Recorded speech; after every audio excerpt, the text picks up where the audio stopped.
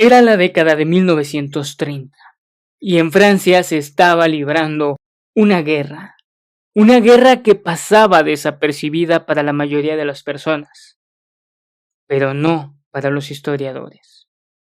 Porque esa guerra, esos combates, suponen que hoy la historia es lo que es, gracias a los historiadores que combatieron abierta y fervientemente el positivismo histórico.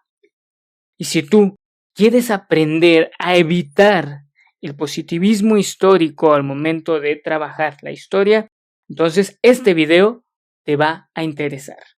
Hola y bienvenidos a Lechuza de Atenea, el canal de historiografía. En los videos anteriores hemos explorado qué es el positivismo, sus pros y sus contras. Analizamos el texto fundacional del positivismo histórico de Langlois y de Seignobos. ¿Sí? Lo desmenuzamos en el video anterior. Y hoy toca hablar de cómo evitar caer en la trampa del positivismo.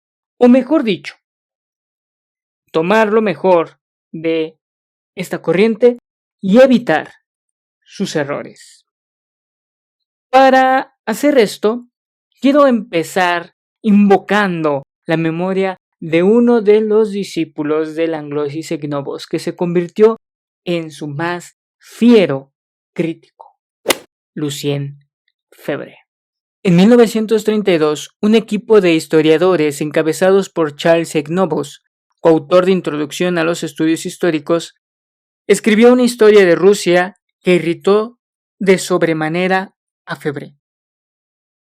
Este cuenta meticulosamente las páginas y observa con disgusto que de las 1416 de que consta la obra, como resultado de lo que Seignobos describe como falta de acontecimientos y escasez de documentos, Febvre critica la falta de equilibrio entre los periodos estudiados y se niega a reconocer a la historia como un simple registro de secuencias de acontecimientos a partir exclusivamente de documentos escritos. Hace falta ingenio, dice Febvre, no para transcribir un documento, sino para reconstruir el pasado con todo un juego de disciplinas convergentes. Incluso el manejo de documentos no escritos, por ejemplo, vestigios arqueológicos y el apoyo de ciencias cercanas a la historia como la lingüística y la etnología. Así es como pueden ver con esta anécdota sacada del libro de Sonia Corcuera, que en la década de los 30 las universidades francesas, la Facultad de Historia, precisamente, se encuentra en pie de lucha. Encabezados por Febvre y por Marc Bloch, la Escuela de los Anales está contraponiéndose al positivismo. Los anales van a acusar al positivismo de ser una historia carente, porque como pueden o pudieron escuchar en el relato anterior, esta, al ceñirse completamente a los documentos escritos, acaba perdiéndose de todo un panorama histórico. Acaba generando desequilibrio al momento de contar la historia. Y lo más importante, que simplemente la historia se estaba convirtiendo en un vil catálogo de acontecimientos, de hechos, de narraciones extraídas de documentos. Entonces, para los jóvenes historiadores de los años 30, eso les parece repulsivo, incluso hasta repugnante a algunos de ellos. No a todos, habrá quienes les encantaba el positivismo y como habíamos visto en los videos anteriores, es que el positivismo también tiene muchas cosas positivas, valga la redundancia. Pero faltaba más, faltaba sobre todo la reflexión. La visión que aportan Febvre y Bloch, apoyados de otras ciencias sociales, nos deja ver que los documentos nos ayudan a ver el pasado, pero con miopía, ya que no podemos enfocar a detalle ciertos elementos como la cultura, la vida cotidiana, las ideas, las emociones y las mentalidades. Por esto, es necesario no solamente recurrir a los documentos escritos, sino apoyarse de otras fuentes documentales. Y más allá de eso, también se necesita la deducción y la reflexión del historiador. Así podemos abrirnos a un abanico nuevo de posibilidades históricas. Por eso, para evitar caer en este primer error, que es simplemente copiar y pegar lo que está en los documentos sin ninguna reflexión, es necesario que el historiador pregunte y se haga otra serie de cuestionamientos y reflexiones en torno a lo que está descubriendo en sus fuentes históricas. Antes de continuar, yo sé que tú eres una persona que reflexiona sus fuentes y que vas a reflexionar este video. Y para demostrármelo, déjame tu poderoso pulgar, suscríbete y activa la campanita de notificaciones para cuando llegue un nuevo video y puedas seguir aprendiendo de historia. Acompañando al error anterior, a este primer error, pues viene también la exposición de los datos.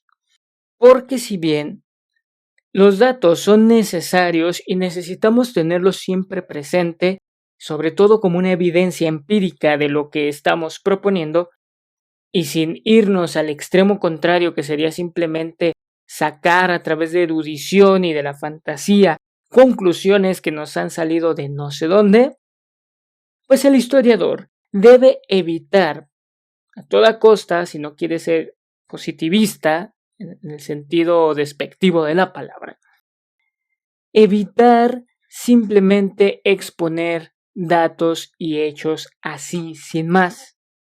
Necesita tomar esos datos y darles un sentido teórico, un sentido reflexivo, un sentido filosófico, incluso si es necesario. Entonces, aquí tenemos, para evitar un segundo error, exponer los datos, pero para construir un relato, para apoyar una teoría o consolidar una visión que el historiador quiere demostrar. Ahora, para mí, de lo que he reflexionado, pues encuentro un tercer error, y el último, que de hecho fue el que le dio su más estrepitoso fracaso al positivismo histórico, y es la objetividad histórica. Porque si bien el Langlois y Segnobos entendían que la historia no era una ciencia empírica de observación directa, querían llegar a una especie de objetividad tan digna como la de la física, la química o la biología, o sea, de las ciencias exactas y naturales. Cosa que sabemos que no se puede. Bueno, al menos muchos de los historiadores incluso hasta podríamos considerarlo obvio. Pero bueno, aquí el punto, y esto es importante, que la historia no deja de ser un trabajo personal, que depende del historiador, del tema que esté investigando, de cómo se acerca, de los matices, de los intereses y de varias cosas, es que por más que queramos darle objetividad, que se puede llegar a cierto grado, no voy a decir que no, se puede llegar a cierto grado porque hay quienes exageran y meten ideología y meten un montón de cosas que ni al caso. Pero no deja de ser un trabajo personal. Por lo tanto, la historia podríamos decir que se convierte en una especie de diálogo entre el historiador y el historiado.